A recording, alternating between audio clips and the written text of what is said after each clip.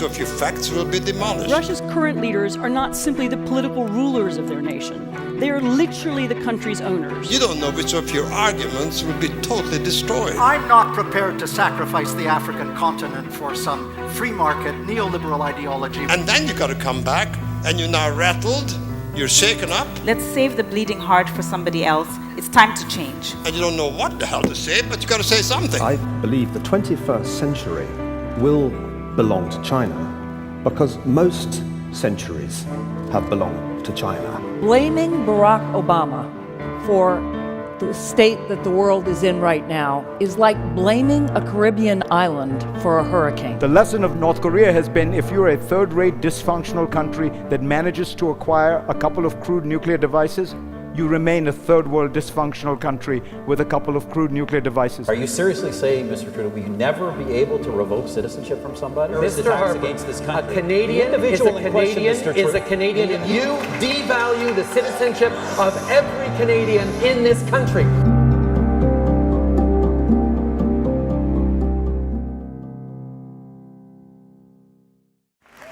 Hello.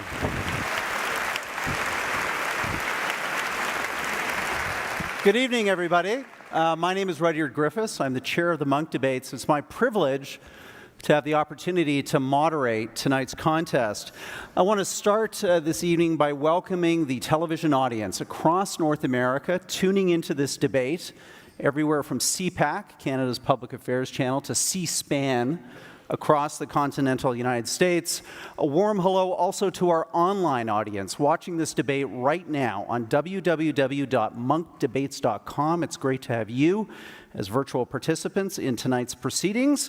And finally, hello to you, the over 3,000 people who have sold out Roy Thompson Hall for yet another Munk debate just weeks after our much acclaimed election debate. It's terrific to have all of you here tonight. Well, tonight's debate is a bit of a change-up for us, a departure of sorts. We're not going to be talking this evening about a specific geopolitical issue or cultural debate. Instead, we're going to think bigger thoughts. We're going to reflect on the nature of our society, its most deeply held beliefs, all in the context of the question we're posing tonight. Is humankind progressing? Does mankind's best days lie ahead? To reflect on this big debate, a debate that has raged in our society and our civilization for over 2 centuries, we've once again assembled people who we think are some of the sharpest minds, some of the brightest thinkers, to bring them here to Toronto, to this stage for our edification. This would not be possible with this debate and with all of our past debates without the generosity, the support, and the vision of our host tonight. Please join me in an appreciation of Peter and Melanie Munk and the Aurea Foundation. Thank you, guys. Bravo. Well, let's get our debaters out here on stage and our debate underway. Our resolution is, be it resolved, humankind's best days lie ahead. Please welcome, speaking for the pro team, Montreal native, pioneering cognitive scientist, and the internationally renowned writer and scholar, Steven Pinker.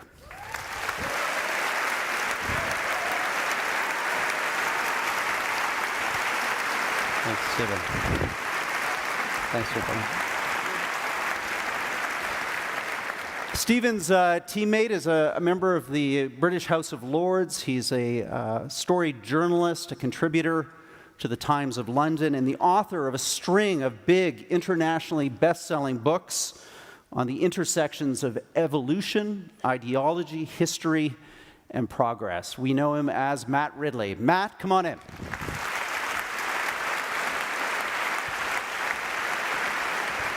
Thank you, Matt. Great to have you here. Well, one great team of big thinking debaters deserves another. To consider our resolution, be it resolved, humankind's best days lie ahead. Please welcome the celebrated UK-based author, broadcaster, and thinker, one of the leading public philosophers of his generation, Alain de Botton. Thank you, Alain. Thanks for making the trip.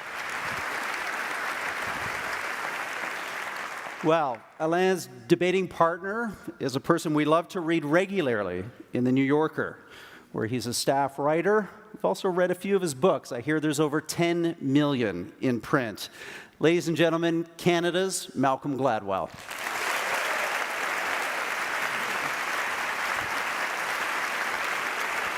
Malcolm, thank you. Thanks for doing this. Okay, let's run through quickly our pre-debate checklist. We're going to start by asking our audiences to power up their smartphones. We've got a hashtag going, #MunkDebate. We've also got, for our online audience and those of you in this hall, a running poll to gauge your opinion of the debate throughout the hour-and-a-half proceedings. The website for that is monkdebates.com/vote. We've also brought back, after a hiatus during our election debate, our lovely countdown clock. This is going to keep our debaters on their toes and our debate on time. So those of you who are new to the Munk debates, when you see this clock reach 0, want to join me in a round of applause for our debaters, and that will let them know that their allotted time has been used up. I next want to have us review the poll results, our ballot results, for the start of this evening. Each of you were asked to vote, all 3,000 of you coming into this auditorium tonight, on the resolution, be it resolved, humankind's best days lie ahead.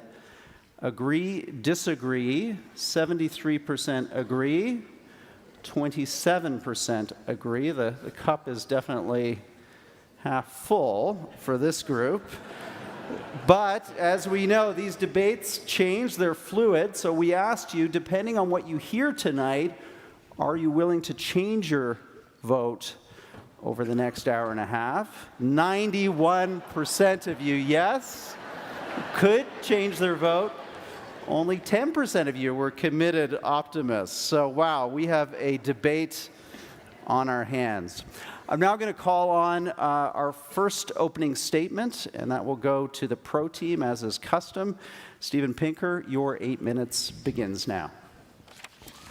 Fellow Canadians, citizens of the world, I plan to convince you that the best days of humankind lie ahead. Yes, convince. Declinists speak of a faith or belief in progress, but there's nothing faith-based about it. Our understanding of the human condition must not be grounded in myths of a fall from Eden or a rise to utopia, nor on genes for a sunny or morose temperament, nor on which side of the bed you got out of this morning. And it must not come from the headlines. Journalists report plane crashes, not planes that take off. As long as bad things haven't vanished from the earth altogether, there will always be enough of them to fill the news, and people will believe, as they have for centuries, that the world is falling apart. No, the only way to understand the fate of the world is with facts and numbers. That is, plot the incidence of good and bad things over time, not just for charmed places like Canada, but for the world as a whole. See which way the lines are going, and identify the forces that are pushing them around. Allow me to do this for 10 of the good things in life. First, life itself. A century and a half ago, the human lifespan was 30 years. Today, it is 70, and it shows no signs of leveling off. Second, health. Look up smallpox and cattle plague in Wikipedia. The definitions are in the past tense. Smallpox was a disease, indicating that two of the greatest sources of misery in human existence have been eradicated forever. The same will soon be true for polio and guinea worm, and we are currently decimating hookworm, malaria, filariasis, measles, rubella, and yaws. Third, prosperity. 2 centuries ago, 85% of the world's population lived in extreme poverty. Today, that's down to 10%, and according to the UN, by 2030, it could be 0. On every continent, people are working fewer hours and can afford more food, clothes, lighting, entertainment, travel, phone calls, data, and beer. Fourth, peace. The most destructive human activity, war between powerful nations, is obsolescent. Developed countries have not fought a war for 70 years, great powers for 60 years. Civil wars continue to exist, but they are less destructive than interstate wars, and there are fewer of them. This pin is a souvenir from a trip earlier this week to Colombia, which is in the process of ending the last war in the Western Hemisphere. Globally, the annual death rate from wars has been in bumpy decline, from 300 per 100,000 during World War II to 22 in the 1950s, 9 in the 70s, 5 in the 80s, 1.5 in the 90s, and 0.2 in the aughts. Even the horrific civil war in Syria has only budged the numbers back up to where they were in 2000. Fifth, safety. Global rates of violent crime are falling, in many places precipitously. The world's leading criminologists have calculated that within 30 years, we can cut the global rate of homicide in half. Sixth, freedom. Despite backsliding in this or that country, the Global Democracy Index is at an all-time high. More than 60% of the world's population now lives in open societies, the highest percentage ever. 7, knowledge. In 1820, 17% of people had a basic education. Today, 82% do, and the percentage is rapidly heading to 100. 8, human rights. Ongoing global campaigns have targeted child labor, capital punishment, human trafficking, violence against women, female genital mutilation, and the criminalization of homosexuality. Each has made measurable inroads, and if history is a guide, these barbaric customs will go the way of human sacrifice, cannibalism, infanticide, chattel slavery, heretic burning, torture executions, public hangings, debt bondage, dueling, harems, eunuchs, freak shows, foot binding, laughing at the insane, and the designated goon in hockey. 9, gender equity. Global data show that women are getting better educated, marrying later, earning more, and in more positions of power and influence. Finally, intelligence. In every country, IQ has been rising by 3 points a decade. So what is the response of the declinists to all of this depressing good news? It is, just you wait. Any day now, a catastrophe will halt this progress or push it into reverse. But with the possible exception of war, none of these indicators is subject to chaotic bubbles and crashes like the stock market. Each is gradual and cumulative, and collectively they build on one another. A richer world can better afford to clean up the environment, police its gangs, and teach and heal its citizens. A better educated and more female-empowered world will indulge fewer autocrats and start fewer stupid wars. The technological advances that have propelled this progress will only accelerate. Moore's law is continuing, and genomics, neuroscience, artificial intelligence, material science, and evidence-based policy are skyrocketing. What about the science fiction dystopias? Most of them, like rampaging cyborgs and engulfment by nanobots, are entirely fanciful and will go the way of the Y2K bug and other silly techno-panics. 2 others are serious but solvable. Despite prophecies of thermonuclear World War III and Hollywood-style nuclear terrorism, remember that no nuclear weapon has been used since Nagasaki. The Cold War ended. 16 states have given up nuclear weapons programs, including, this year, Iran. The number of nuclear weapons has been reduced by more than 80%, and a 2010 global agreement locked down loose nukes and fissile material. More importantly, the world may only have to extend its 70-year streak another few decades. A roadmap for the phased elimination of all nuclear weapons has been endorsed in principle by major world leaders, including those of Russia and the United States. The other threat is climate change. This may be humanity's toughest problem, but economists agree it is a solvable one. A global carbon tax would incentivize billions of people to conserve, innovate, and switch to low-carbon energy sources, while accelerated R&D in renewable energy, fourth-generation nuclear power, and carbon capture would lower their costs. Will the world suicidally ignore these solutions? Well, here are 3 Time magazine headlines from just the last month. China shows it's serious about climate change. Walmart, McDonald's, and 79 others commit to fight global warming, and Americans' denial of climate change hits record low. A better world, to be sure, is not a perfect world. As a conspicuous defender of the idea of human nature, I believe that out of the crooked timber of humanity, no truly straight thing can be made. And, to misquote a great Canadian, we are not stardust, we are not golden, and there's no way we're getting back to the garden. In the glorious future I am envisioning, there will be disease and poverty. There will be terrorism and oppression and war and violent crime. But there will be much, much less of these scourges, which means that billions of people will be better off than they are today. And that, I remind you, is the resolution of this evening's debate.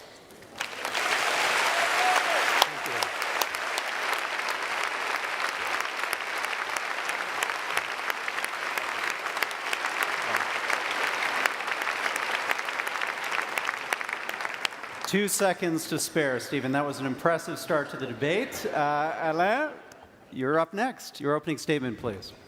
Thank you so much. So, if we're going to be optimists like our learned friends on the opposing team, we're really going to look at distilling the themes that Stephen and Matt are going to talk about to 4 things. Let's look at the 4 areas where optimists think we're going to make the largest gains. They are believers in the victory of knowledge over ignorance. Ignorance, a big scourge of our times, will be resolved through the light of reason. That's the great hope of the optimists. Poverty will be wiped out through the growing economies of the world. We will no longer have desperate ills of poverty that have accompanied us for so long. The third point, war. War will be wiped out by the rule of law and the increasing monopolization of power by states that follow international regulations. And lastly and fourthly, disease will be wiped out through that wonderful tool, medicine. And with those 4 things, ignorance, poverty, war, and disease under control, we will land in the sunlit uplands that our optimistic friends want to tell us are on the way. I've got one major objection, and it's a slightly autobiographical one. I'm Swiss. I'm a citizen of Switzerland, and I spent a bit of time there. And the thing about Switzerland is that it's solved all these problems. It's got a fantastic education system. The average salary is $50,000 a year. The country's been at peace since the Treaty of Westphalia in 1648, and the hospitals are superlative. Yet, it's not paradise. Indeed, there are legions of problems. Problems that I would describe as first world problems, which are not jokes. They are genuine problems. Switzerland is where Swaziland and Botswana and Liberia may be in 500 years' time. But the bad news, ladies and gentlemen, is that Switzerland is not perfect. And it's for that reason that we have to discount the optimistic tenor of the motion tonight. Why is Switzerland not perfect and countries like it? Well, firstly, because idiocy is not removed by reason. The great promise of the Enlightenment was if you tell people what the right thing to do is, they will do it. That evil is the result of ignorance. It's not. Idiocy is more stubborn than that. Poverty is not eradicated by raising the GDP. There are millionaires and billionaires who feel they don't have enough. And that is the true definition of poverty, the sense you don't have enough. And unfortunately, that rises and is present at any income level. War is not the last word on meanness and violence and cruelty. These things continue in societies, even though people are not bludgeoning each other to death. And finally, even though there's no smallpox or guinea worm in Switzerland, people still, despite the wonderful advances of medicine, die. Death has not been eradicated, and as far as I know, maybe my learned friends have another view, there is no cure for this on the horizon. These are the problems that we face. Now, someone may say, yes, but with machines and technology and the internet and the iPhone, we will perhaps gather together and produce a creature who is perfectly wise, who is perfectly kind and immortal. Maybe we will, but this person is not a human being. Homo sapiens is a different species. We will never be able to evolve out of these roadblocks that I've been telling you about. I believe that at the top of our spinal cords, we have what I like to call a faulty walnut. A walnut mind that has very destructive impulses, that is immune to certain kinds of education, and that resists any attempt to help it in many situations. I believe, ladies and gentlemen, that we must go towards a different sort of philosophy that will serve us much better. And that philosophy I call pessimistic realism. It's a counter to the boosterish attitude you find in modern science and modern business, which for different sets of reasons is permanently trying to get us to feel more cheerful about things. This kind of boosterishness is dangerous and cruel. Think of its application in relationships. Imagine if somebody said, I'm perfect and getting more perfect, and I'm looking for someone who is perfect and willing to become ever more perfect. This would be a disastrous kind of relationship to be getting into. Forgiveness and tenderness and sympathy is based on an acceptance of our own fundamental imperfection. We are flawed creatures and need to keep our flaws in mind in order to be able to be truly human. There is something frankly frightening about perfectionism. We are angry whenever we believe that we were promised paradise and we got a traffic jam, lost keys, a disappointing relationship, a less than optimal job. We are furious and our sense of entitlement comes back to bite us. This is the danger of the age. We cease to appreciate things when we believe that life should be perfect and we can eradicate all known problems. Why do old people love flowers? They love flowers because they're so aware of the imperfections of life that they're willing to stop by some of the smaller islands of perfection, like flowers, and appreciate them. We don't do this. If we have such a grand narrative in mind of the perfection of the species, we will not stop to appreciate. And lastly, humor. Humor is born out of the gap between our hopes and our reality. And those who know how to laugh are also those who know how to be sympathetic to our failed hopes and our failed dreams, and we will all have them. I think many of the worst movements in history have been born out of the minds of people who believed in perfectionism.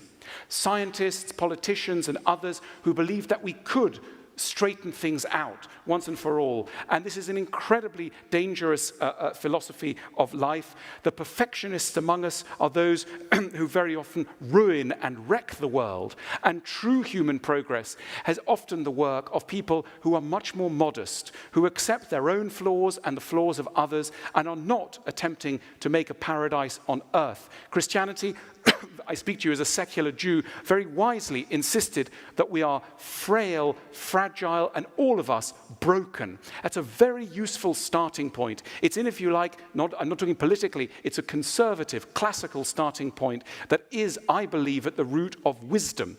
And ultimately this debate, though it seems to be a debate around science, and we have many sciencey people in the room, really it's a debate about wisdom and the philosophy of wisdom that you might want to adopt in your own life. And I want to argue that beneath the philosophy, beneath the theories of the opposing team is a philosophy that is incredibly brittle and possibly intolerant and cruel. It's not a livable philosophy.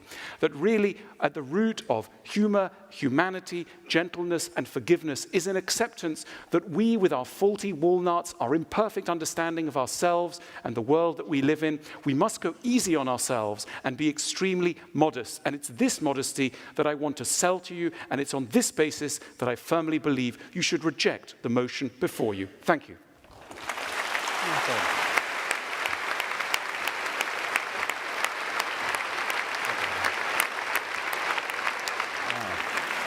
We have a spirited debate underway, and Matt Ridley, you're up next for the pro team. What a pity we can't have a vote between who prefers bald Brits to curly-haired Canadians, but...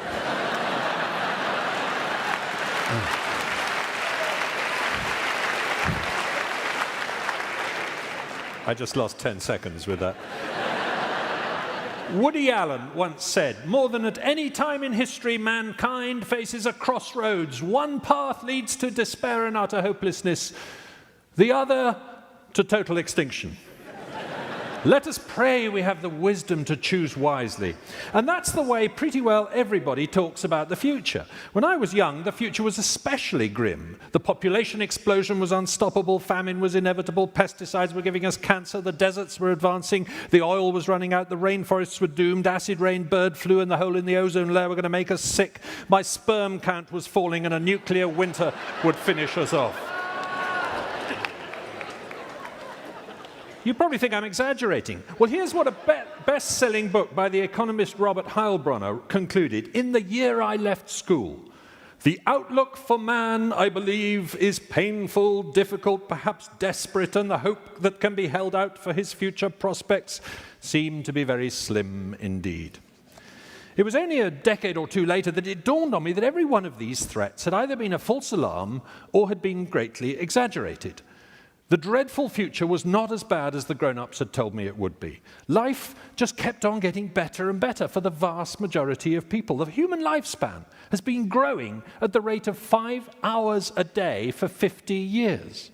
The greatest measure of misery anybody can think of, child mortality, has gone down by 2/3 in that time. Malaria mortality is down by an amazing 60% in 15 years. Oil spills in the ocean are down by 90% since the 1970s. An object the size of a slice of bread lets you send letters, have conversations, watch movies, find your way around, take pictures, and tell hundreds of people what you had for breakfast. And what's getting worse? Traffic, obesity, problems of abundance, note. Here's a funny thing. Most improvements are gradual, so they don't make the news. Bad news tends to come suddenly. Car crashes make the news. Falling child mortality doesn't. And as Steve says, every year the average person on the planet grows wealthier, healthier, happier, cleverer, cleaner, kinder, freer, safer, more peaceful, and more equal. More equal? Yes. Global inequality is on the way down, and fast. Why? Because people in poor countries are getting rich faster than people in rich countries. Africa is experiencing an astonishing economic miracle these days, a bit like Asia did a decade or two ago. Mozambique is 60% richer per capita than it was in 2008. Ethiopia's economy is growing at about 10% a year. The world economy has shrunk in only 1 year since the Second World War. In 2009, when it dipped by less than 1% before growing 5% the next year. If anything, the march of prosperity is speeding up. But my optimism about the future isn't based on extrapolating the past. It's based on why these things are happening. Innovation, driven by the meeting and mating of ideas to produce baby ideas, is the fuel that drives them. And far from running out of fuel, we're only just getting started. There's an infinity of ways of recombining ideas to make new ideas. And we no longer have to rely on North Americans and Europeans to come up with them. The internet has speeded up at the rate at which people can communicate and cross-fertilize their ideas. Take vaping. In my country, there are more than 4 million people who've pretty well given up smoking because of e-cigarettes. It's proving to be the best aid to quitting we've ever come up with. It's probably about as safe as coffee. And it was invented in China by a man named Hon Lik, who combined a bit of chemistry with a bit of electronics. And we're all benefiting from that. So today, inventions are happening everywhere, and we're benefiting from them. But isn't all this progress coming at the expense of the environment? Well, no, often the reverse. Many environmental indicators are improving in many countries. More forest, more wildlife, cleaner air, cleaner water. Even the extinction rates coming down compared with 100 years ago for the creatures we know most about, birds and mammals, thanks to the efforts of conservationists. And the richer countries are, the more likely their environment's improving. The biggest environmental problems are in poor countries. But what about population? The population growth rate of the world has halved in my lifetime from 2% to 1%, and the birth rate's plummeting in Africa today. The world population quadrupled in the 20th century, but it's not even going to double in the 21st. And the UN thinks it'll stop growing altogether by the 2080s. Not because of war, pestilence, and famine, as gloomy old Parson Malthus feared, but because of prosperity, education, and health. There's a simple and beautiful fact about demography. When more children survive, people plan smaller families. With slowing population growth and expanding farm yields, it's getting easier and easier to feed the world. Today, it takes 68% less land to grow the same amount of food as 50 years ago. That means more land for nature.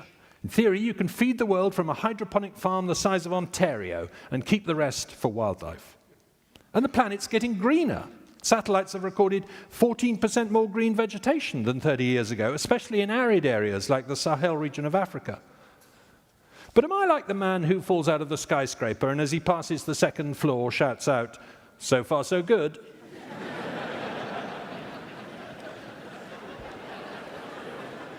I don't think so. You'll probably hear the phrase turning point in this debate. You'll be told that this generation is the one that's going to be worse off than its parents, that it's going to die younger or see sudden deterioration in the environment. Well, let me tell you about turning points. Every generation thinks it stands at a turning point, that the past is fine but the future's bleak. As Lord Macaulay put it in 1830, in every age, everybody knows that up to his own time, progressive improvement has been taking place. Nobody seems to reckon on any improvement in the next generation. We cannot absolutely prove that those are in error who say society has reached a turning point, that we have seen our best days. But so said all who came before us, and with just as much apparent reason.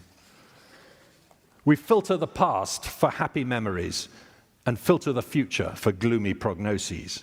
It's a strange form of narcissism. We have to believe that our generation's the special one, where the turning point comes. And I'm afraid it's nonsense. Macaulay again, to end. On what principle is it that with nothing but improvement behind us, we are to expect nothing but deterioration before us?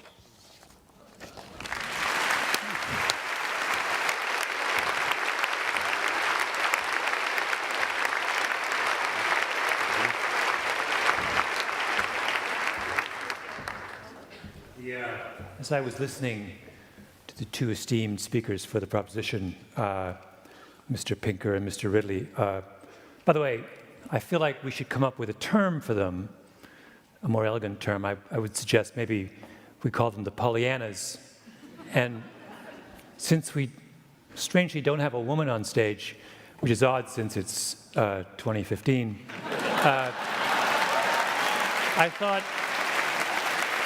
I thought we could more usefully refer to them as Mr. and Mrs. Pollyanna, and I will leave it to your imagination to figure out who is Mrs. and who is Mr., although I feel like a simple look at the contents of their scalp will give you some indication of which direction is appropriate.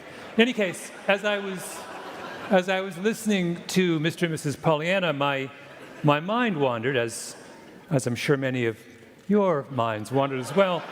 And I began to think of all of the possible scenarios under which I would agree with them. And so, for example, suppose we add just 3 words to the proposition, be it resolved that the best days lie ahead for Mr. Pinker and Mr. Ridley. That's absolutely the case.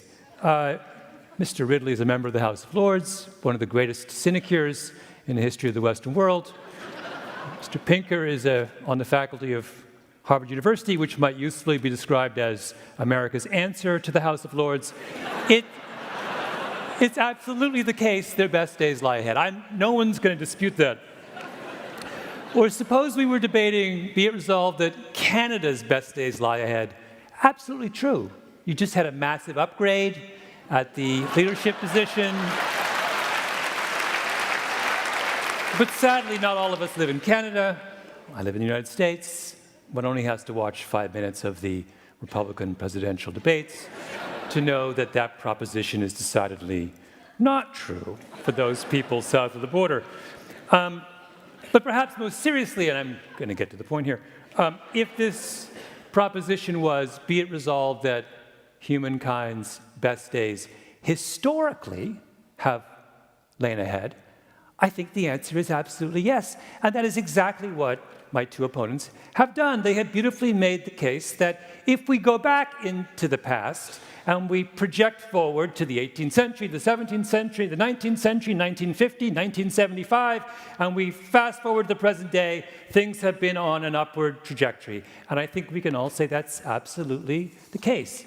But this debate's not about the past, right? It's about the future. It's about whether things get better from this point going forward. And what I want to say is that the notion that the future is going to get better is hopelessly naive. And the word better is misplaced. What we really, I think, are facing when we look at the future is a future that's different. Now, what do I mean by that? Well, I was recently at a conference and I was chatting with some people in the who were security specialists, internet security specialists. And I said, what do you worry about? What's on your mind? And they said, well, you know, we've done a very good job recently at dealing with the everyday, low-level threats that used to comprise the world of hacking. The guy from Bulgaria who wants to steal your credit card, right? There's thousands of those threats. We're doing a good job of keeping them at bay.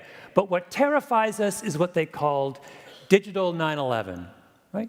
Some nation state comes in, hacks their way into the electrical infrastructure of North America and shuts off the power for a week. That terrifies them. Or someone goes in, hacks into 1,000 cars simultaneously on the 401 and causes a massive traffic jam and car accident. Now, that might not be substantially different from the way the 401 is present time, but it would come as something of a shock. Or another example, I'll just give you a series of random examples. There are so many of these, I could go on and on for many minutes, but not long ago I was reading a paper in a political science journal, and it was all about the impact of cell phone use in Africa, and pointed out that the introduction of cell phones in Africa has had an extraordinary effect on the lives of ordinary Africans, right? It's permitted them to do all kinds of things they could never do in the past. But at the same time, it is absolutely the case that the introduction of cell phones has made the job of coordinating and executing actions and military operations by terrorist groups like ISIS and Boko Haram a lot easier than it was in the past. Or let me give you another example. It's absolutely the case that our ability over the last 25, 50 years to deal with what might be called ordinary climate crises has gotten an awful lot better. I don't fear, nor do most people fear famine today in the same way that we might have feared it 25 years ago. Our ability to come up with disease-resistant or drought-resistant crops, our ability to come up with much more effective desalination technologies have meant that the threat of that kind of environmental crisis is absolutely receding. But if you talk to a climate expert, that's not what they're worried about. They look at what just happened in Mexico, where we had one of the biggest and most ferocious hurricanes ever recorded, and they say, we look at warming trends around the world in the world's oceans, we're worried that one of those mega hurricanes is going to come along and deliver a blow the likes of which we've never seen before, right? The powerful engine of human activity is what allows us to create drought and famine-resistant crops, but it's also what's driving climate change, which is a risk of a whole nother order. Now, what do all these examples have in common? What they tell us is that as a society, we have been engaged not in the reduction of risk, but in the reconfiguration of risk. You don't have to worry about a famine every 5 years, but you have to worry about a mega hurricane coming along and wiping out Miami. You don't have to worry about a guy in Romania stealing your credit card, but you have to worry about North Korea coming in and shutting off the power for 2 weeks. Right? And having a cell phone in Africa means that your life is a lot easier than it would have been 5 or 10 years ago. But it also means that the threat to you from terrorist groups is greater and more pervasive than it would have been 5 or 10 years ago. So what does that mean for our friends, Mr. and Mrs. Pollyanna? Well, it means that everything they told you is true. It's all true. I sat there listening to the two of them, nodding my head and saying, you couldn't have spoken more truthfully and realistically and honestly about the trajectory of all these different trends. But it's only half the story, right? To my mind, what this debate is really about is whether the change in the nature of the risks that we face is something that ought to scare us? And I think the answer is obvious. It should.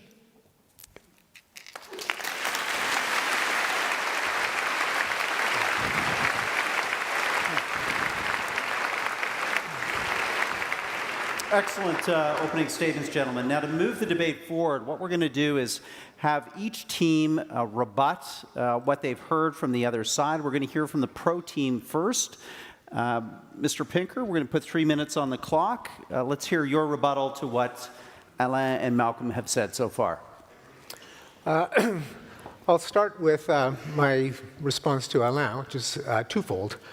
First of all, I think Alain de Botton has shown up to the wrong debate. I don't remember ever having been invited to a debate whose resolution is that in the future people will be immortal, nor that foolishness will evaporate from the surface of the earth, nor that we will never again lose our car keys. That is, the resolution of the debate is not that a perfect world is in our future, but rather the best days are to come. My second response is, are you serious? Are you willing to go to a peasant in Cambodia or Sudan or Bangladesh or Afghanistan and say, listen, I've been there, you worry about your child dying, your wife dying in childbirth, you're full of parasites, you don't have enough to eat, but trust me, it's no great shakes to live in a country like Switzerland. Yeah. True, your child might not die in the first year of life, but when they're a teenager, they're going to roll their eyes at you. And you may not have to live under the shadow of war and genocide, but people will still make bitchy comments. And you may not be hungry, but sometimes the wine will have a nose that's a bit too fruity. I think the response of billions of people on Earth would be, well, thanks, but I think I'd like to find out for myself. So when it comes to which position is cruel or unwise, I think that's an accusation that can be turned around. As for Malcolm Gladwell, it is true that in the luxury of your imagination, you can imagine all kinds of catastrophes. And that we have no guarantee that some of the scenarios played out in Hollywood won't happen, that some hacker in Bulgaria won't shut down the electrical system. On the other hand, there's a big difference between a fantasy and a likelihood. There's also a big difference between a nuisance, like stealing your credit card data, and a catastrophe. And if you have the world's experts in cybersecurity from every industrialized country on Earth against the teenager from Romania, I'm going to bet on the experts worldwide.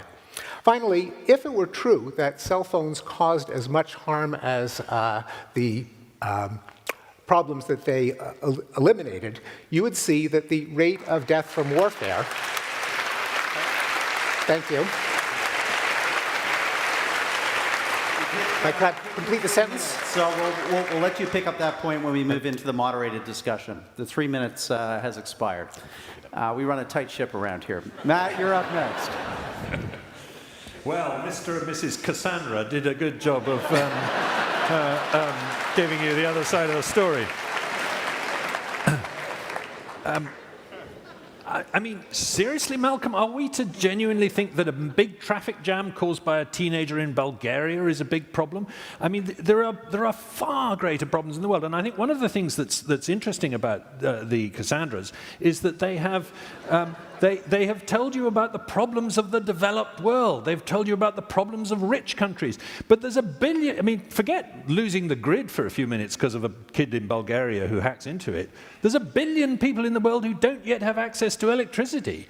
And we know that when they get it, it transforms their lives. And we know that there's nothing stopping us getting it to it except will and resources and that kind of thing. So I think there's every reason to think that we can tackle those problems. And as Steve was just saying before he was rudely interrupted by your applause, if it was really true that cell phones, which give the average African the chance to do mobile banking, the chance to advertise his number so he can get a job, the chance to communicate with his friends relatively cheaply, if it was really true that that which has brought wonderful improvements to people's lives was also making war worse, we'd see it in the numbers. And we're not. People were able to organize wars before cell phones, and they still will afterwards. And as for Alain, I mean, I think I heard you define poverty as a millionaire who thinks he hasn't got enough. I don't think that's poverty. I think poverty is when people really can't afford to feed themselves or to survive. And that's what I'm concerned about. I'm not looking back at the past, like Malcolm said. In fact, I specifically said I wasn't basing my optimism on that.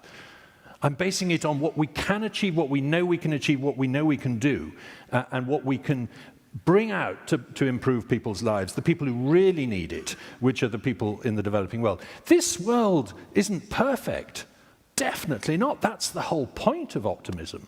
Voltaire defined the word optimism as someone who thought the world already was perfect. That's what the word meant when it was coined. Now it means something different. It means you don't think the world's perfect, you want to improve it. And if, along the way, that means that when we get to Switzerland, we stop being able to appreciate flowers, and we lose our sense of humor, well, maybe it's a price worth paying.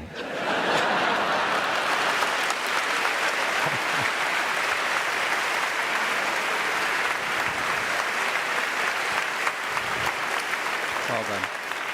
We'll now get the rebuttals from the con team, and Alain, you're up first. Well, the Pollyannas are trying to get us to feel that their approach is somehow slightly risky and very modern and subtle and interesting. It is, in fact, the mainstream boosterish philosophy of the mainstream press, capitalism, and science. It's the messages that you hear all the time. It's the new iPhone. It's the new little widget that's going to make your life better. We hear this all the time. We are surrounded by voices like those of Mr. and Mrs. Pollyanna who sell us a boosterish message. And there's nothing particularly fresh or interesting in what they're telling us. We hear all the time that we're heading for the sunlit uplands. Yes, there are a few voices in newspapers like The Guardian and The New York Times who will say that everything's grim, but these are minority voices. They loom large in the Pollyannas' imaginations because they move in those circles. But basically, in the world out there, the big megaphone is given to people who tell us that life is going to be perfect. This is what part of what I'm fighting against, because I think it's such a dangerous and inhuman philosophy. At the dawn of Western civilization, the ancient Greeks invented a form of theater that they called tragedy. And the point of tragedy was to remind a city-state of its constant vulnerability to reversal, and therefore of its need for extreme modesty in the face of the unknown. And this is what disturbs me so profoundly about Mr. and Mrs. Pollyanna. Their arrogance, they are themselves both charming people, but their attitude, and the attitude that goes with their views, is of an underlying, brittle arrogance, which I think is ultimately dangerous for us. They have an extremely materialistic view of human beings, as if the only concern that they have is the material side of life. Now, it's very easy to say, well, this guy, he's only concerned with the problems of the rich world. But we live in Canada in the rich world. There are 22 countries that qualify as rich. And let's not forget them, because the whole rest of the world, the people that they're interested, are trying to become rich. So the problems of the rich world are the problems we need to be looking at. And they tell us a very complicated story, that even when the last malaria bug has been eradicated, humankind remains incredibly vulnerable to a host of challenges. And it's the refusal of Mr. and Mrs. Pollyanna to take these challenges as seriously as Aeschylus and Flaubert and Tolstoy, and to look at the real drama of what it is to be human. That is what disturbs me in the attitude of modern science and its boosterish philosophy. So I do urge you to look rather more carefully at the proposition. Thank you. Thank you.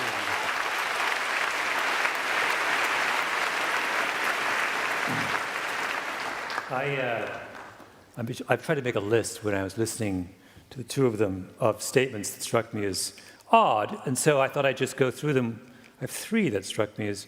The first one was a comment by Mr. Pinker about how he was greatly cheered by the fact that the number of nuclear weapons had been reduced by 80%.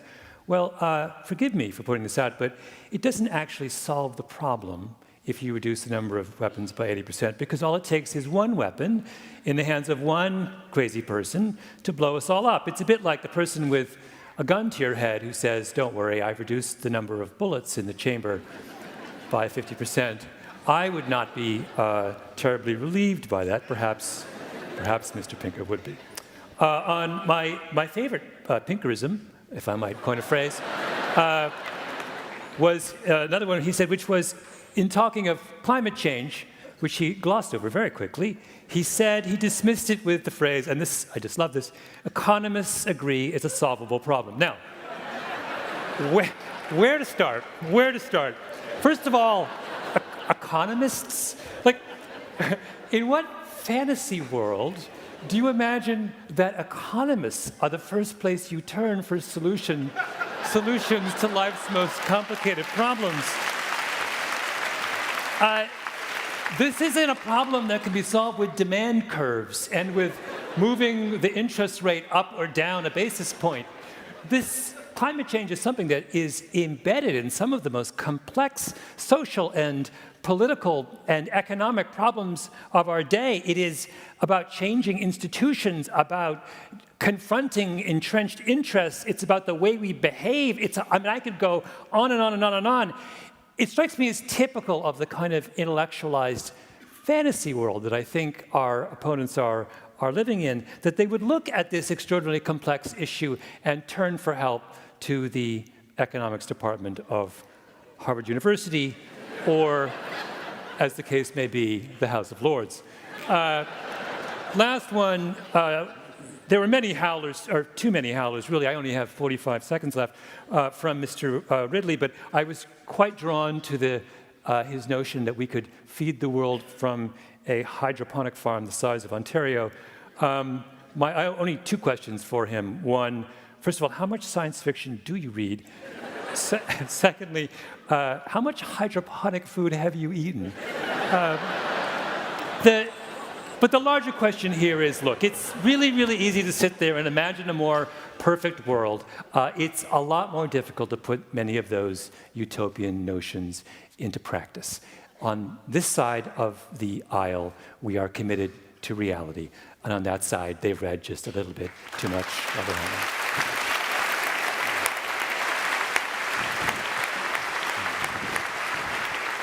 Great. What a fabulous first half of the debate. We're going to move into our moderated free-for-all. I have all kinds of probing and searching questions in my hand, but the debate's flowing, so I'm simply going to turn it over to you, Matt, and have you respond to what you've just heard from Malcolm, particularly on this point of, yes, of economics and our ability to use science to predict the future that you think we could and should inhabit. Yeah, well, I mean, the notion that we're materialists, I think, is one that needs to be nailed, because it's all very well saying that materialism doesn't satisfy all of your needs. That's certainly true, but I think I would rather be well-fed and miserable than hungry and miserable. I think satisfying material needs does matter. And as for Malcolm's point about climate change and climate science, all I can hear from him is a counsel of despair. I can't hear him saying there's nuclear technologies, there's other technologies, there's things we can do. There are all sorts of things we can do. We're trying to summon the political will, we're trying to get the economics right, we're trying to get the technologies right. We haven't succeeded yet in decarbonizing the world economy, but to think that it's completely impossible that over the next few decades we could crack that problem is weird. I mean, we may not succeed, but it's pretty likely that we will. The issue, if I might beg to differ, I never said that the issue was that it was impossible. Rather, I said that it was more difficult than you would lead us to believe in sort of, as you guys present all kinds of these fantastic scenarios about limitless progress. But more than that, that climate change represents a kind of threat to progress that is a different order than the threats we've seen in the past. And this goes back to my opening statement. Is that really true? What about? Absolutely. I mean, some of the things that in the past we've faced famine, we've faced disease. These were huge threats to human beings, and you cannot point to a single famine that had the kind of global consequences that a consequential change in the climate of the Earth will have. Right? Name me a famine from years 0 through 1750 that had the effect of changing the fundamental structure of the world's oceans. Can't do it. No, right? but I can name you a famine. I can name you a famine in France in the 1690s that wiped out 15% of the population of France because we didn't have trade, and so we couldn't get food to people in those days. But now, because of globalized agriculture, I would suggest to you the kind of threat that we're talking about in climate change is a lot greater than 15% of the population. 15% of the population. Well, I think you're disagreeing with the Intergovernmental Panel on Climate Change, though. Well, then I guess I'll have to live with that. That devastating fact for the end of my days. If I could just say, these back and forths could get rather tedious if one team holds up a graph saying things are getting better, and the other one points out, no, but it could get worse, etc. I think we almost have to take a step back and say, what is driving this camp to want to assert so rigorously, from what center of your beings is this coming that you feel such a need to insist on something that you from the data, right, from the facts, right? The data does not point you irrevocably to a sense that life is going to be made perfect. So that's not what the debate is about. Where did this perfect come from? Sorry. Not perfect. Remember, you're at the wrong debate. Mr. Pinker, this is your great let-out clause, because whenever we point to something, you'll go, "Oh, I didn't mean that. Oh, of course that will remain a problem. It's this that I'm interested in."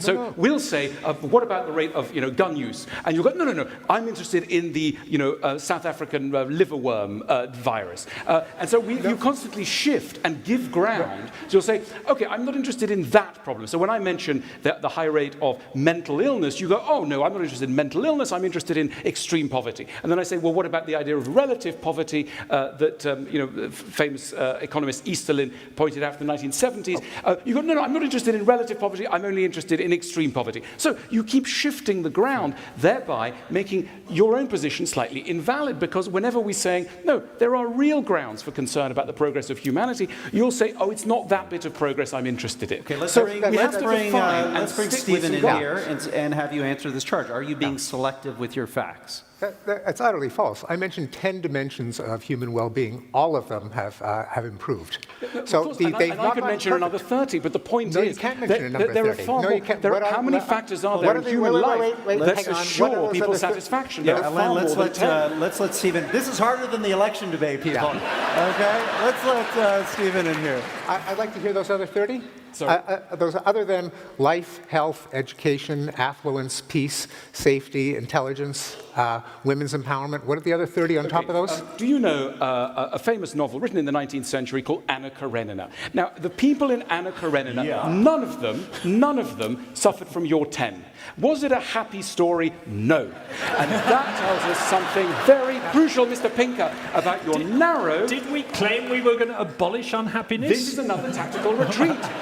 Matt Ridley, this is another tactical retreat that you keep putting off. We define an area where you've lost, and you go, "We're not interested in that bit. We're only interested in the liverworm." So why don't you say what you are interested in and stick and defend it? Alain, have you looked at the data on happiness? Happiness correlates with wealth between countries, within countries, and within lifetimes. It's perfectly true that you can be very wealthy and very unhappy, but that's all right because it cheers up other people. So.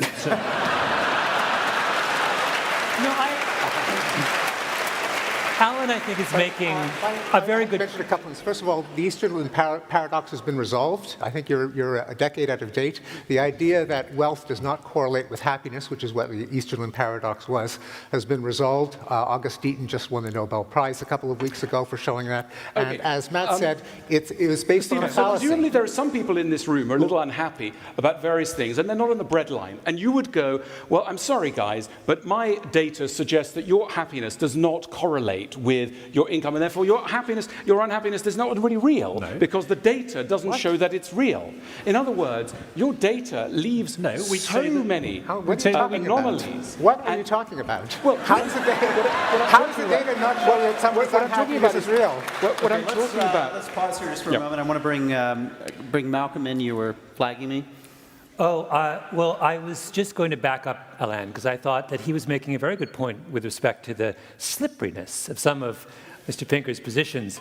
I wanted to bring up one of the howlers that I didn't have time to go through in my rebuttal, which is on this very point, when he's talking about how we're a lot less murderous today than we were in the past, and points out that developed countries haven't fought a war for 60 years, major developed countries. But I would just simply point out, when they did fight that war 60 years ago, it was quite nasty, I think it's fair to say. So it goes to my point. It is of small consolation that the gap between wars is growing if the wars themselves are of terrifying ferocity, and if the wars themselves contain the possibility of the extinction of the planet. That, to me, is an extremely important point. So in pointing to the fact that there's been, 60 years since England engaged in a major war, doesn't tell us much, does it? We have to look very closely at the nature of that conflict. And that's why to return to the point I was trying to make at the beginning, when I said there has been a change in the configuration of risk. That's exactly the point. Okay, wars have gotten key. less frequent, but more catastrophic. So let's come to you on that, Matt, because that's a big part of this debate. Increased complexity. Does it equal more fragility? Are we loading the system up with things that are producing these beneficial outcomes now, but just as easily they could be reversed around to produce calamity? Well, let me give you an example of why that's not the case, and that is back to famine again.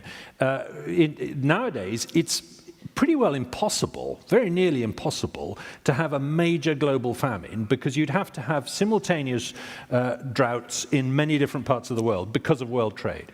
So world trade has reduced the risk by allowing us to turn a shortage in one area into, instead of everybody dying in that area, a general increase in prices around the whole world. And that's what happens. So we've actually mitigated the risk by linking up the world. So when people say we've made the world more risky by linking everybody up, may be true in some cases, but it's not true in a lot of other cases. In a lot of other cases, it's actually enabled us to spread the risk, to reduce the risk. Does anyone want to come in on this point? Well, I thought I conceded famines explicitly in my... I gave you that one, so you're fighting. I would be more interested if you actually tried to confront some of the cases where I disagree with you than the cases you agree with me. But that might be more effective as a debate tool. Stephen, do you want to come in on this? Malcolm, I certainly agree that economists are an inviting target, and one can always get a laugh by making fun of economists. But the problem of climate change is an economic problem. All the projections of the worst-case scenarios all depend on calculations of economists, namely how many people will burn how many units of fossil fuels. It's defined effectively by economists, so that doesn't make it an economic problem. It absolutely is an economic problem, because it all depends on how many people will burn how much. It's like saying if an artist draws a still life of some apples, then apples are an artist's problem. Apple's not an artist's problem. An apple's fruit exists outside of the realm of artists. Both the analysis of climate change and the possible solutions are economic problems. We know that we can have solar panels. The question is, will there be enough solar panels to reduce fossil fuel use? We know that a nuclear power can cut into carbon emissions. By how much? We know that people could reduce their consumption enough to mitigate the problem? Will they? Under what kind of incentives?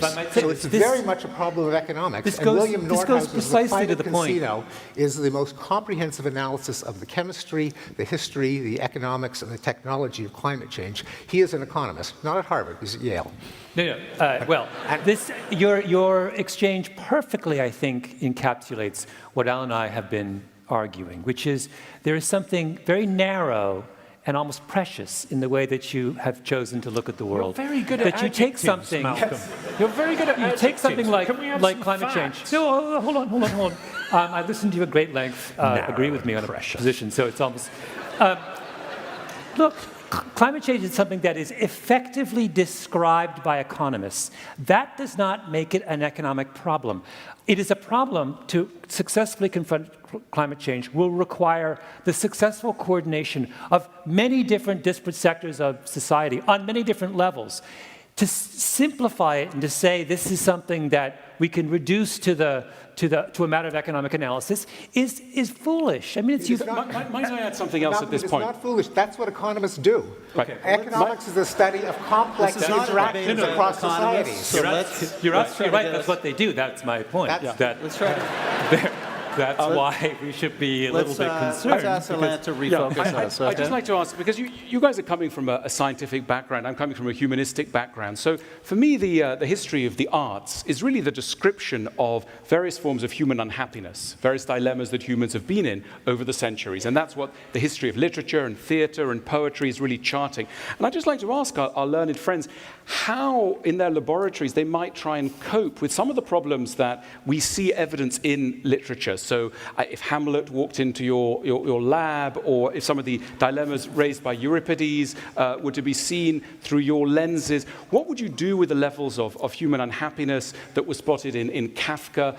Would you apply certain forms of medical intervention? Or how would you attack those? By the way, do you think scientists are not human beings? Is that? Well, you're putting that belief to the test here, and we'll just check that out. No, but I mean, you are. The reason why I'm pressing on this is that we're dealing here. Cut us, do we not bleed? No, but we'll try that later.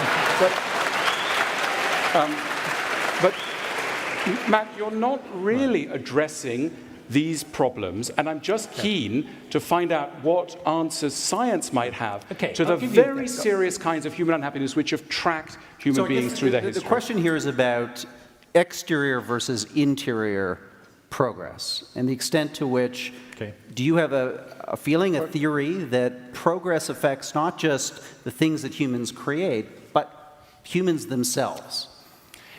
Do I think that we are going to cure happiness with a pill, unhappiness with a pill? Well, happiness too, if you like, but cure unhappiness with a pill in the next few years, so that Alain's literary heroes can be less miserable? No, I don't.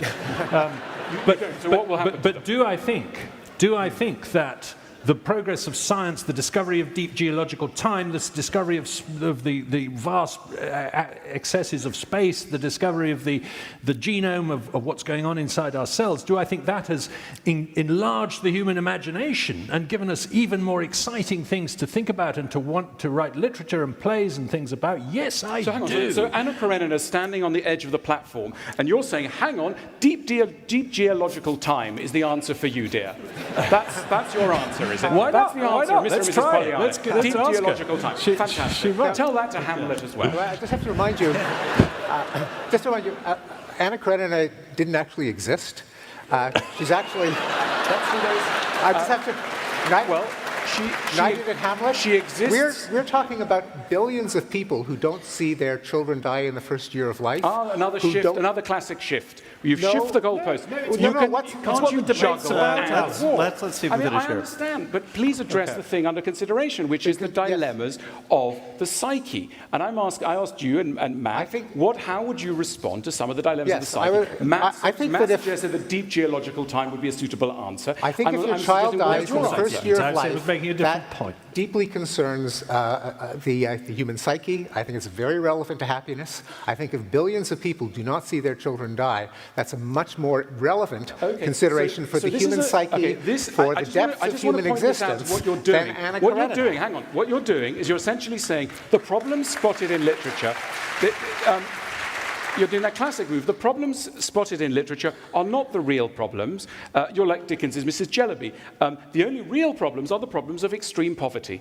But Only I thought those we were here problems to are the talk real about ones. progress, not literary theory. I'm sorry, I'm in the wrong debate. No, so in other words, the only real problems are the problems of extreme poverty. Whenever I try and shift the conversation that's towards the problem we're here talking about. Well, why? We'll have a debate about literary theory afterwards. Anything in the proposition that limited the discussion narrowly, I know you're scientists, but that limited the discussion narrowly to science and material progress. We are, as human beings, matter and spirit. Are you saying, and it behoves us on this panel to discuss yes, but both. Alan, remember, and every time I bring it up, there's no point saying, I'm going to what about bookend. people in I'm Liberia? going to bookend this portion of the debate because we're coming up against time, and there's a few more issues I want to move through on this moderated free-for-all. Can I make one very, very quick point? Quick interjection, Malcolm. Go ahead. The position of our esteemed opponents reminds me of that great Yiddish expression, to a worm in horseradish, the world is horseradish. Very good. Okay, let's just this little interruption. I'd like a little good one. a little grab. Sorry, go ahead, Matt. Go ahead. Go ahead. We'll move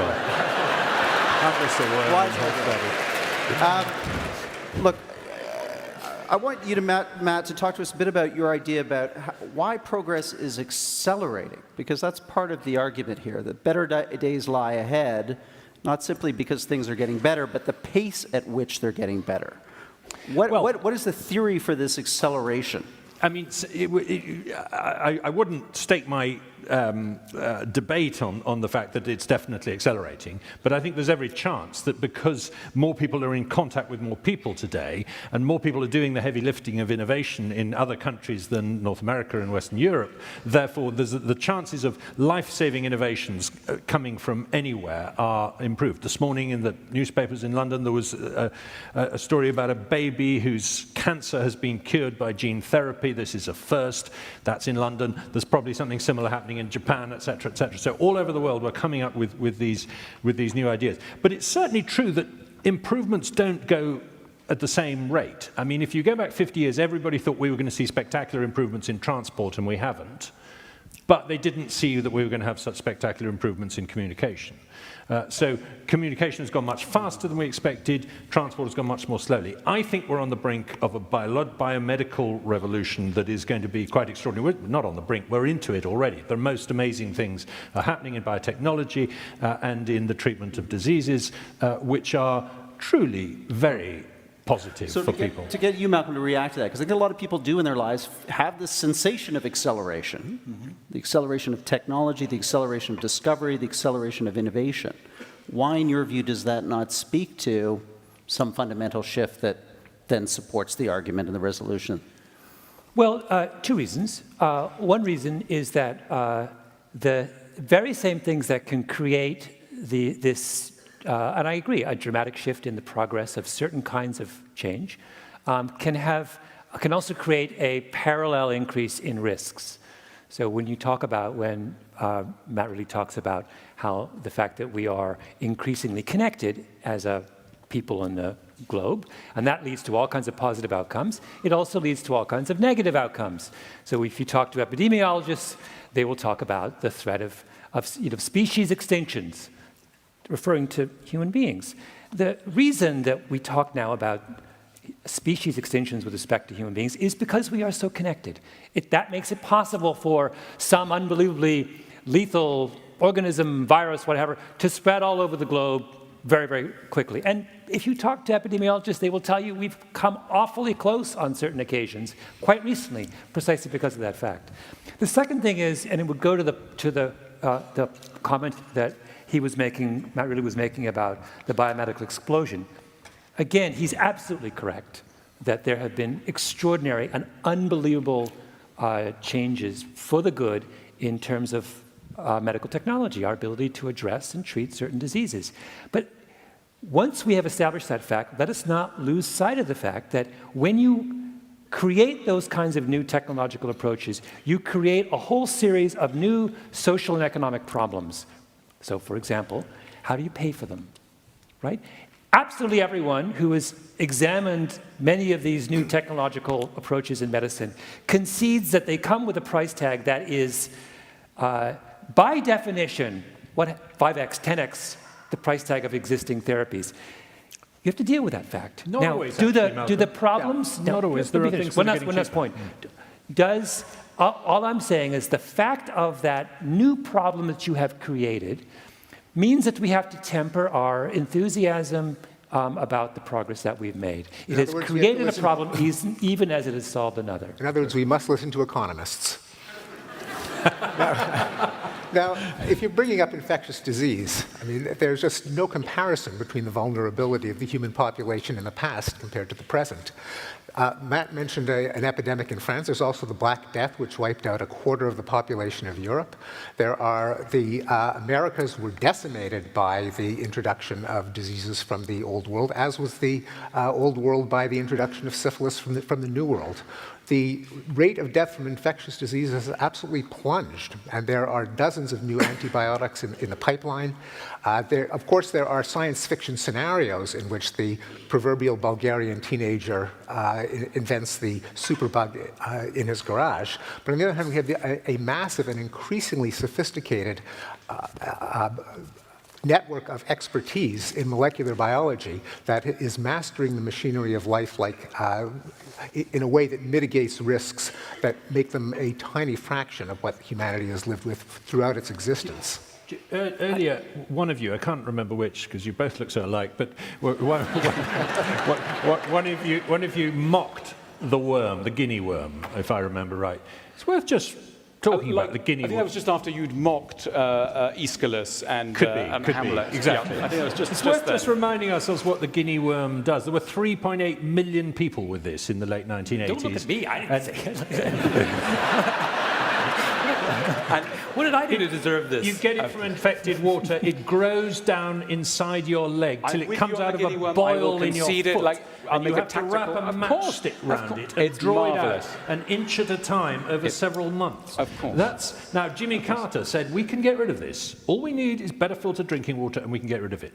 Last year, there were just a handful of about 40 cases in South Sudan. That's all that's left. It's not the case that everything's getting worse or that no progress has been made. It's the attitude towards the future that I think we're trying to put our finger on. Mr. Pinker made a charming, there was a charming moment in the green room earlier today when Stephen said, wouldn't it be funny if walking home I happened to be bludgeoned to death by a stranger? Given my philosophy, wouldn't it be funny? And we laughed, and Stephen laughed, and I think it comes to the heart of what we're saying. The reason it was funny, there's an old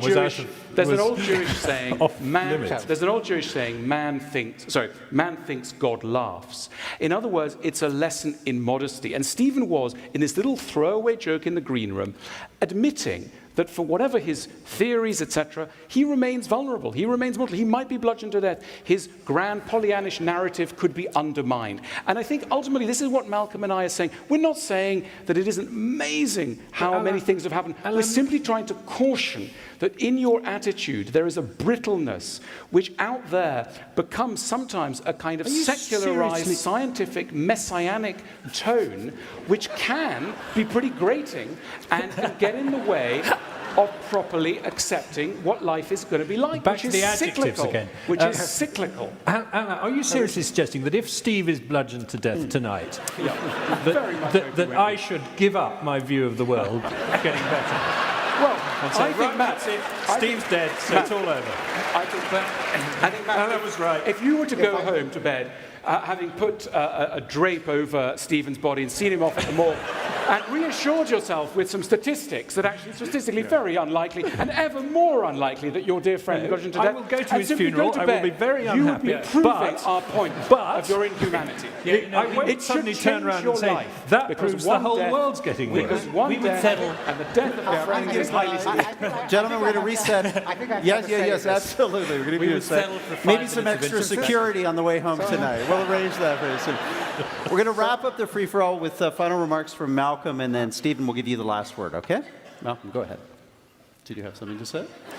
Well, I was wondering whether you had a question. No, I wanted to just bookend this discussion about Steve's mortality and. Well, I had many things, occurred to me as I listened to the two of them. I suppose I can recount my thoughts at this time. One was I wish I had the kind of cheerful self-confidence that those two have. That whenever I were to imagine a worst-case scenario, I could dismiss it as a science fiction fantasy. That's what a wonderful way, I suppose, to banish all unfortunate thoughts. I wish that had occurred to me when I was at my most troubled and angst-ridden as a teenager. I would have had a much happier adolescence. My other they're going to point bring up the guinea worm. Any vulnerability, they're going to bring up the guinea worm. And my other point, in listening to Matt Ridley and that quite hilarious discussion about the hypothetical bludgeoning of our dear friend Mr. Pinker, I do think Alan had a very good point, which is we are asking for just a little moment of introspection, an understanding that these questions cannot be resolved entirely through a simple appeal to statistics and to what ran in Nature or the journal Science last week, or we'd like them to step outside of their very narrowly constrained scientific universe and just consider these problems in the light of their full complexity. That's really what this side is asking for. Excellent. We're going to give the last word for the moderated portion to you, Stephen. Well, since a lot of this debate seems to hinge on my imminent being bludgeoned to death, I'm willing to accept those odds. I think that if I get bludgeoned to death tonight, that Matt will concede. But if I can tweet tomorrow morning that rumors of my death are greatly exaggerated, then I would maintain that our side will win, because the chances of any of us being bludgeoned to death are extremely small and a fraction of what they were several centuries ago.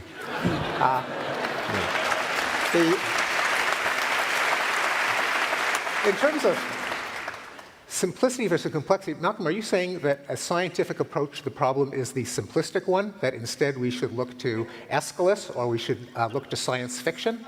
I would maintain that if you want to understand the world, which way it's going, which scenarios are likely, and most important, how to deal with them, science is the sophisticated way to address these problems, not the simplistic one.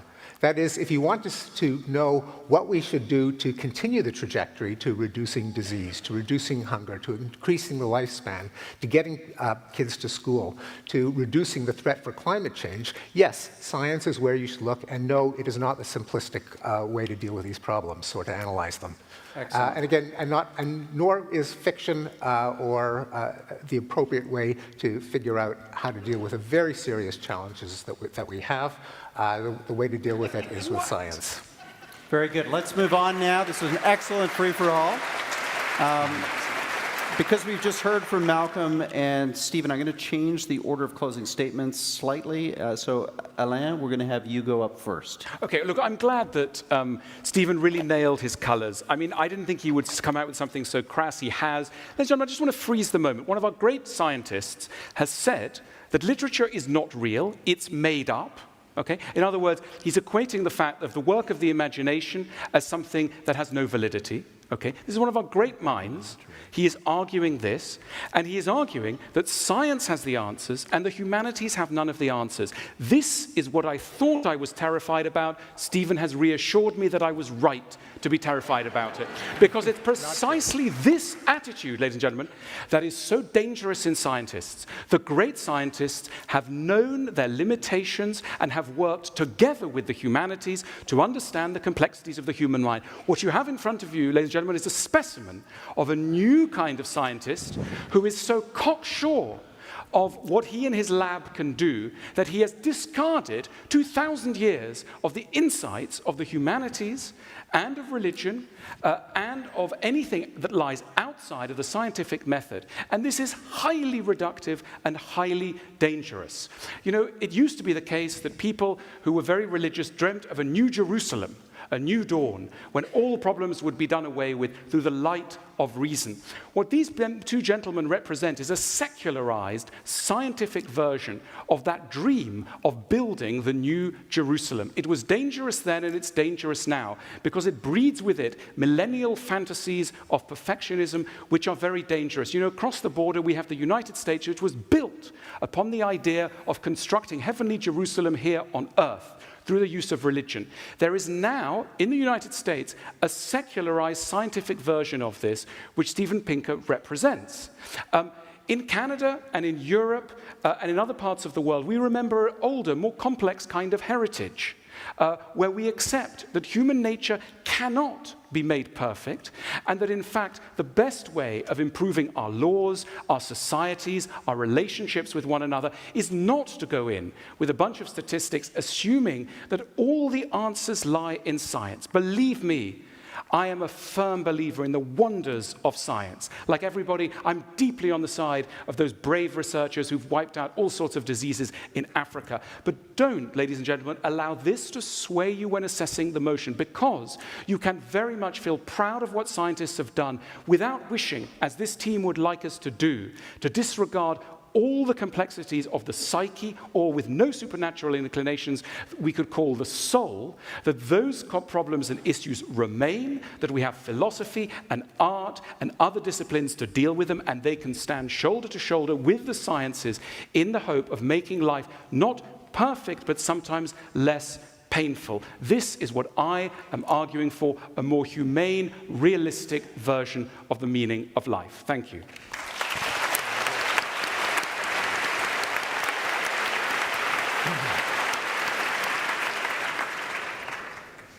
It is not the man who hopes when others despair who is regarded by a large class of persons as a sage, said John Stuart Mill, but the man who despairs when others hope. In other words, we've always thought Cassandras were wise and Pollyannas were foolish. But history teaches us that this is the wrong way around. Cassandra was nearly always wrong. Pollyanna's rarely been cheery enough, given history. The apocalyptics of my youth were wrong to tell me that the future was grim. Grim's the word I was looking for, thank you. And they were wrong to teach me a counsel of despair about it. But don't go away with the idea that optimists like Steve and I think the world is perfect. I've no idea where Alan got that idea. Of course we don't think that. We think quite the reverse. We think this world is a vale of tears, a slough of despond compared with what it could be, and will be in the future if we do the right things. I'm not an optimist by temperament, but by evidence. That's what changes my mind. We're not saying don't worry, be happy. We're saying don't despair, be ambitious. We're not saying everything's going to be okay. There's going to be war and pain and misery in the future, but there was even more in the past. And by the way, talking about the past, I'll give Alan a little bit of ancient Greece. Hesiod lived in the golden age of Greece, and even he complained that things aren't what they used to be. We've hardly started gathering the harvest of innovation that can improve people's lives in the future and heal the planet they live on. And that's what makes Steve and me different from Dr. Pangloss in Voltaire's Candide. Pangloss explains to Candide that the death of 70,000 people in the Lisbon earthquake must be for the best, because God made the world and he's not able to make an imperfect world, so they must have been bad people. Voltaire was actually teasing the theodicy of Leibniz and Maupertuis, perhaps because his mistress was sleeping with Maupertuis. But today we'd call Pangloss a pessimist, somebody who thinks that we really can't improve our lot, that the world is as perfect as it could be. Progress has been real, progress is real, progress has been good for the great majority of people, progress has been particularly good for poor people. And there's no reason to think that it's suddenly going to stop now, just because we're not thinking enough about our soul or our psyche. There's every reason to think that the future is going to be bright, and I think you should vote for the motion if you think that.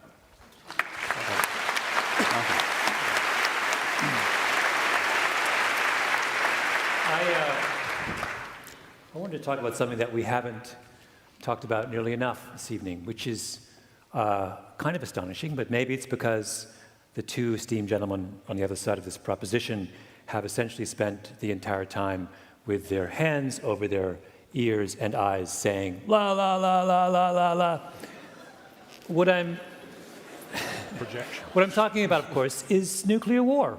And the story that always stays with me, and I think bears repeating this evening, is the story of what's known as the Petrov incident, 26th of September 1983, a time when relations between the United States and the Soviet Union were at an all-time low. Korean airline 007 had just been shot down by the Soviets. We were on the brink, as close as we have come, perhaps, to nuclear war in quite some time. The hawks are all lined up in Washington. People in Yuri Andropov in Moscow believes America is on the verge of a nuclear first strike. And at that point, at the height of that paranoia, there is a lieutenant colonel named Stanislav Petrov in the Soviet Air Force, who one day on his computer screen sees a report of an incoming nuclear missile coming from the United States to blow up the Soviet Union. And he knows what the protocol requires him to do, which is if America has launched a first strike, he has to retaliate in full force. So what did he do? Well, he decided that it was a computer malfunction, and he didn't push the button. And his hesitation is the real reason that we're all here today, right? His hesitation is the reason that we're all here today. Well, the lesson of that's obvious. That couldn't happen in the 15th century, as miserable as the 15th century was. It couldn't have happened in the 16th and the 17th and the 18th and the 19th and the 20th up until 1940 or so, right? And this threat is a distinctly modern creation. And the notion that there could be a computer malfunction that could lead us to blow ourselves up the threat of that is as real today as it was 30 years ago in the Petrov incident, right?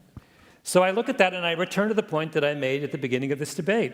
We have done extraordinary things over the last 100, 200, 300 years in reducing our interpersonal risks, in making progress in the everyday ways we live our lives.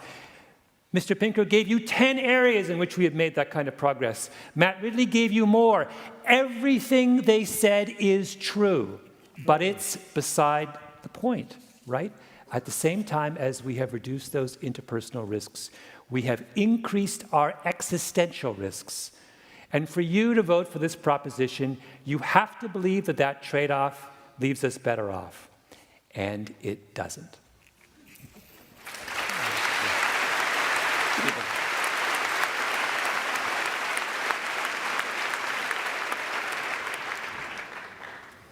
Everyone knows that the human mind is vulnerable to illusions, biases, and fallacies.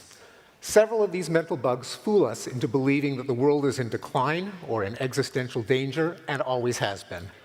First, we're overly impressed by memorable images, and that's what the world gives us. If it bleeds, it leads. That's why we fear shark attacks and plane hijackings, when what we should fear is falling down the stairs and texting while driving. Now, smartphones have made billions of people into on-the-scene reporters, and the world seems to contain more shootings and explosions than ever. Second, we confuse changes in ourselves with changes in the times. As we get older, we become more aware of follies and dangers that have been there all along, so every generation becomes nostalgic for the good old days. Third, everyone's a social critic. As Hobbes observed, competition of praise inclineth to a reverence of antiquity, for men contend with the living, not the dead. Recently, the epidemiologist Hans Rosling gave 1,000 people a series of multiple-choice questions on population, literacy, life expectancy, and poverty. He noted, if for each question I wrote the alternatives on bananas and asked chimpanzees in the zoo to pick the right answers, they'd have done better than the respondents. The reason was that the respondents consistently picked answers that were too pessimistic. I got the same result in a survey about violence in the present and the past, and this refutes the claim by Mr. Botton that the people's default position is one towards optimism. The facts are exactly the opposite. Ladies and gentlemen, you can do better than a chimpanzee. The cure for cognitive fallacies is data, and the trend lines are unequivocal. On average, people are living longer, healthier, richer, safer, freer, more literate, and more peaceful lives. While past performance is no guarantee of future returns, the world is not Wall Street. We are unlikely to wake up one morning and face a world with smallpox, slave auctions, or surgery without anesthetics. To be sure, the world faces formidable challenges, and that brings me to my final point. Optimism is a self-fulfilling prophecy, so is pessimism. The progress we enjoy is not the result of some mysterious historical dialectic or law of inevitable progress or arc bending toward justice. It is the result of people spotting problems, including nuclear proliferation and fragility, and instead of moaning that we're all doomed, applying their ingenuity and their efforts to solving them. A recent survey showed that people who believe that our way of life will end in a century also endorse the statement, the world's future looks grim, so we have to focus on looking after ourselves. Ladies and gentlemen, don't be among them. It's irresponsible enough to be a fatalist when the objective indicators say the world is getting worse, all the more so when they say the world is getting better. Thank you, gentlemen. Bravo.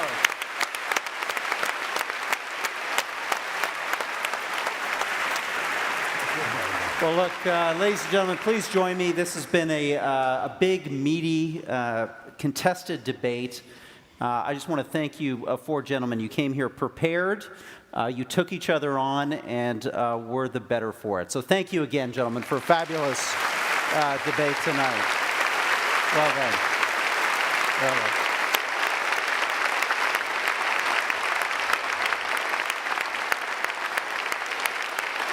Big thank you, of course, to the Aurea Foundation, Peter and Melanie Munk, for staging these events, for allowing Toronto to be the center of this kind of civil, substantive, enriching conversation. Bravo to the Aurea Foundation. Thank you. Now we get to find out, is the glass half empty? Is it half full? Let's start that process by reviewing where opinion was at in this hall of 3,000 people at the start of tonight's proceedings. 27% of you disagreed with the resolution. 73% were in support. Be it resolved, humankind's best days lie ahead. We then asked you, effectively, would you change your mind? There was a big indication here, the debate very much in play. At its opening, 91% said that they could conceivably vote the opposite on the way out tonight. So each of you has a ballot with your program. There are ballot boxes outside. Vote once. And let's have our reception at 9 p.m. I'll announce the results in the lobby. Again, ladies and gentlemen, thank you for coming out to the Autumn Munk debate. It was a terrific contest. Great, guys. Thank you, Stephen. Really good.